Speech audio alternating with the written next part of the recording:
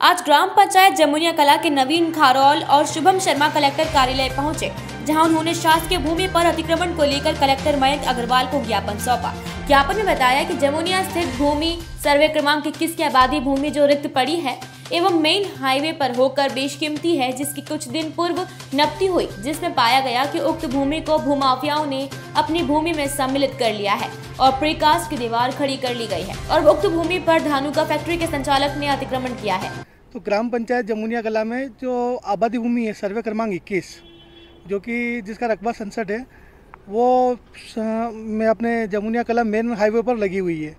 उस ज़मीन पर पहले भी कुछ अतिक्रमणकर्ताओं ने अतिक्रमण किया था, लेकिन उसको ग्रामवासियों की मदद से हटाया गया। उसके बाद वो ज़मीन रिक्त पड़ी हुई थी।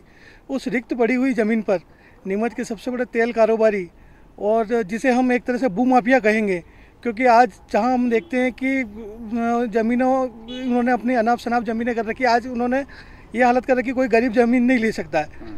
तो उनकी नज़र ऐसी ज़मीनों पर रहती है, सरकारी ज़मीन पर। वो सरकारी ज़मीन पर धानुका एक्सटेंशन प्राइवेट लिमिटेड द्वारा सीमेंट की एक वो खंभे वाली दीवार लगाकर उस रिक्त पड़ी हुई ज़मीन पर कब्जा किया गया, जिसके लिए हमने पूर्व में भी एसडीएम साहब से भी हमारी चर्चा हुई थी और हमने एक पटवारी साहब, तहसीलदार साहब, सबको नॉलेज में ये मामला लाया, लेकिन आज तक इस चीज़ पर वापस कोई कार्रवाई नहीं हुई।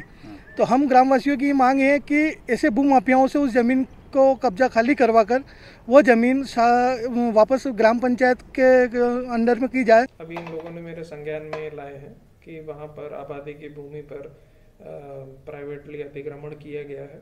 इसकी जांच कराई जाएगी और अगर अतिक्रमण सही पाया जाता है सीमांकन कराने के बाद, तो उस पर हटाने की कार्रवाई करी जाएगी। सर, किन के द्वारा कब्जा किया जा रहा है, किस फर्म के द्वारा कब्जा किया जा रहा है? अब मैं एप्लीकेशन में होगा और गांव वाले बता पाएंगे, मगर अभी तो है कि अतिक्रमण है, चाहे कोई भी फर्म करे या कोई भी प्राइवेट आदमी करे, तो वो तो गलत है। तो शासकीय भूमि अगर पाई जाती है तो उस पर कार्रवाई होगी।